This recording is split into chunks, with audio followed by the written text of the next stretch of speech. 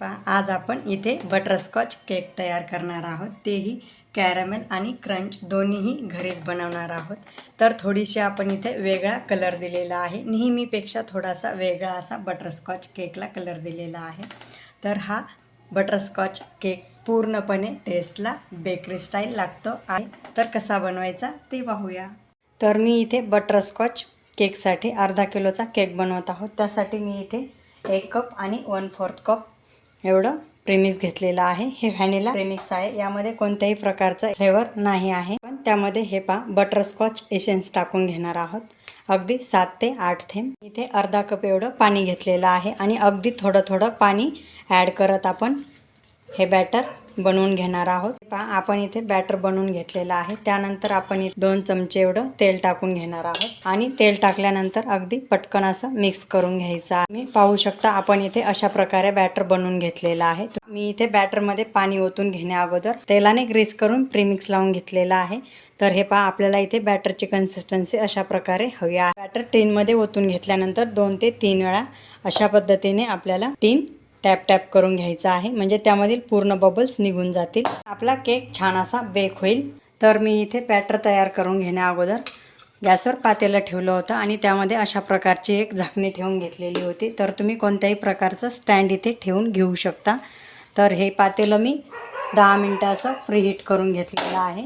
आपण हा टिन यामध्ये ठेवल्यानंतर आपल्याला सुरुवातीला 10 मिनिटं थोडासा मीडियम गॅस आणि 10 मिनिटानंतर अगदी लो गॅसवर केक बेक करून घ्यायचा आहे। बॅटर पातेल्यामध्ये ठेवल्यानंतर आपल्याला पूर्ण हे पातेलं कव्हर करून हे आपला इथे केक बेक होऊन तयार आहे। तुम्ही पाहू शकता अगदी क्लीन अशी सुरी निघलेली आहे।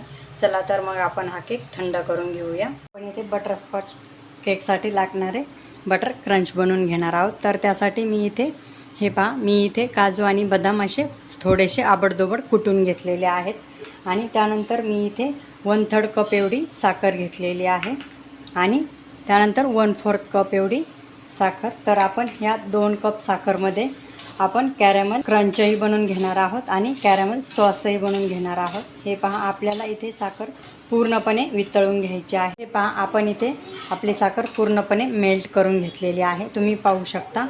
तर आपण ही पूर्ण प्रोसेस अगदी लो गॅसवर करून घ्यायची आहे। खूप जास्त फास्ट गॅसवर आपली साखर पूर्णपणे जळून जाते। त्यानंतर आपण इथे आपली मेल्ट झालेली साखर म्हणजे 1/3च्या प्रमाणात थोडीशी वाटीमध्ये काढून घेणार आहोत आणि त्यामध्ये काजू आणि बदाम ॲड करून छान असं मिक्स करून घ्यायचं आहे। तुम्ही इथे गॅसवर वरतीही हे काजू बदाम टाकून घेऊ शकतात आणि त्याची छान अशी चिक्की बनवू शकतात, पण आपण एकसाथ ही सर्व प्रोसेस केलेली असल्यामुळे मी अशा प्रकारे वाटीमध्ये काढून घेतलेला आहे। आपण इथे 1/4 प्रमाणात वरती साखर राहिलेली आहे, त्यामध्ये 1/4 कपाने मी 1 कप अशी व्हिपिंग क्रीम घेतलेली आहे आणि ती यामध्ये टाकून घेणार आहे। आपण इथे व्हिपिंग क्रीम टाकल्यानंतर पूर्ण साखर अशी गोळा झाल्यासारखी झाली होती। तर तुम्ही पाहू शकता बिलकुलही न घाबरता आपण इथे मीडियम गॅसवर पूर्ण साखर वितळून घेतलेली आहे। तुम्ही पाहू शकता किती छान असा आपला इथे सॉस तयार झालेला आहे। तर आपण हा सॉस काढून घेऊया आणि थंड करून घेऊया। मी इथे अर्धा किलो केकसाठी 1/4 कप आणि 1 कप एवढी व्हिपिंग क्रीम घेतलेली आहे, तर ती बीट करून घेऊया। आपला इथे केक थंड झालेला आहे आणि आपण डिमोल्ड करू। तर तुम्ही पाहू शकता बिलकुलही सुरी वगैरे न लावता आपला केक छान असा डिमोल्ड झालेला आहे आणि मी इथे बटर पेपरही काढून घेत आहे। तर हे अगदी छान असा स्पॉन्ज तयार झालेला आहे। तर आपण इथे केक कट करून घेणार आहोत। त्यासाठी मी इथे सुरीने अशा प्रकारे खाचा करून घेणार आहे। आपल्याला इथे सुरी फक्त एवढी आतमध्ये टाकून घ्यायची आहे। त्यानंतर मी इथे दुसरी लेयरही कट करून घेत आहे। आपण इथे खाचा करून घेतलेल्या आहेत, त्या खाचामध्ये आपल्याला दोरा अशा प्रकारे फिक्स करून घ्यायचा आहे आणि क्रॉस करून अगदी वरच्यावर अशा प्रकारे आपल्याला लेयर काढून घ्यायची आहे। तुम्ही पाहू शकता किती छान अशी एकसारखी लेयर इथे निघली जाते। मी इथे सुरुवातीला अगदी थोडीशी अशी क्रीम खाली लावून घेणार आहे, म्हणजे आपला केक बिलकुलही पॅडवरून सरकला नाही पाहिजे। तर मी इथे अगदी शेवटची लेयर खाली ठेवून घेतलेली आहे। तुम्ही मधली लेयर खाली ठेवून घेतली तरीही चालेल। तर त्यानंतर मी इथे शुगर सिरप बनवून घेतलेला आहे। अर्धा कप असं पाणी घेतलेलं आहे, 4 चमचे एवढं साखर त्यामध्ये ॲड करून घेतलेली आहे। त्यानंतर थोडंसं बटरस्कॉच इसेन्सही, त्यामुळे आपल्या केकला छान असा फ्लेवर येतो। तर हे पहा, मी इथे शुगर सिरप स्टार्टिंगला असं साईडने लावून घेणार आहे. साईडने लावून घेतल्यामुळे आपला केक छान असा सोक होतो. मी इथे पायपिंग बॅगमध्ये नेहमीप्रमाणे क्रीम भरून घेतलेली आहे आणि अगदी तुम्हाला किती जाड किंवा किती पातळ असा लेअर द्यायचा त्या पद्धतीने तुम्ही इथे लेअर देऊन घ्यायचा आहे. अगदी एकसारखा असा क्रीमचा लेअर आपला इथे पायपिंग बॅगमध्ये क्रीम भरून घेतल्यामुळे दिला जातो आणि अगदी आयसिंगलाही खूप कमी असा वेळ लागतो. तर तुम्ही पाहू शकता. त्यानंतर आपण इथे फक्त पॅलेट नाईफच्या सहाय्याने क्रीम अशी प्लेन करून घेणार आहोत. बिलकुलही यावरची क्रीम आपण काढून वगैरे घेणार नाही आहोत. अगदी थोडासा असा कॅरॅमल सॉस इथे आपण टाकून घेणार आहोत. पूर्णपणे ऑप्शनल आहे, तुम्ही कॅरॅमल क्रंचही इथे वापरू शकता. तर मी इथे अगदी थोडासा असा कॅरॅमल सॉस टाकून घेणार आहे.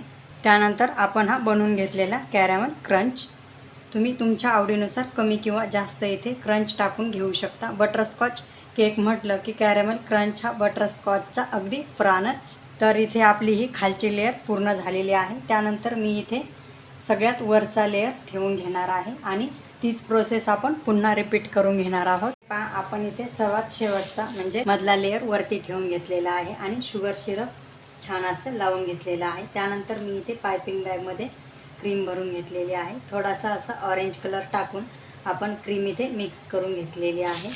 तर तुम्ही पाहू शकता, मी इथे पायपिंग बॅगच्या सहाय्याने क्रीम लावून घेत आहे. खूप छान अशी पटकन लावल्या जाते आणि आयसिंगही अगदी पटकन अशी होते.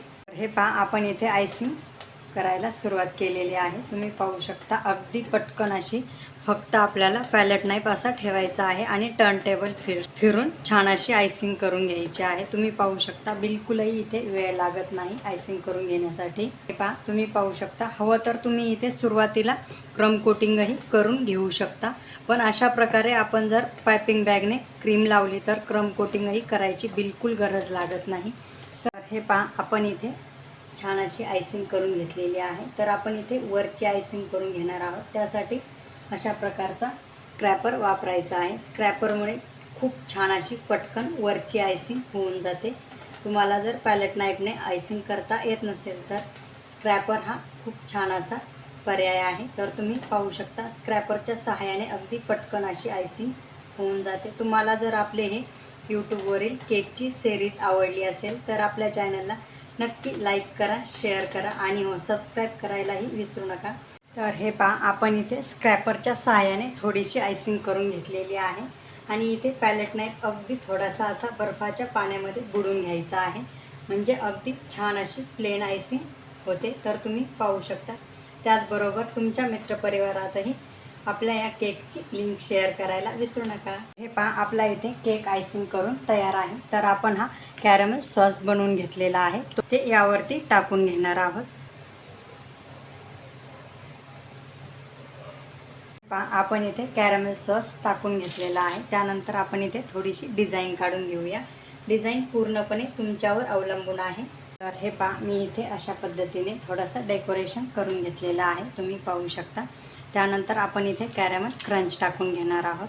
तुमच्या आवडीनुसार कमी किंवा जास्त इथे कॅरॅमल क्रंच टाकून घेऊ शकता. क्रंच ॲड करताना इथे बिलकुलही कंजूसी करायची नाही आहे. हे पहा, आपला इथे बटरस्कॉच केक बनून तयार आहे. आपण इथे नेहमीपेक्षा थोडीशी अशी वेगळा कलर दिलेला आहे. तुम्ही पाहू शकता किती छान असा दिसतो आहे. पण इथे स्टेप बाय स्टेप यावरती कॅरॅमल क्रंच आणि कॅरॅमल सॉस कसा बनवायचा हेही पाहिलेलं आहे. तर तुम्हाला आपला हा बटरस्कॉच केकचा व्हिडिओ आवडला असेल तर आपल्या चॅनलला लाईक करा, शेअर करा आणि सबस्क्राईब करायला विसरू नका. त्याचबरोबर बेल आयकॉनही क्लिक करा, म्हणजे अशाच नवनवीन व्हिडिओचे अपडेट तुम्हाला मिळत राहतील आणि नवनवीन केकही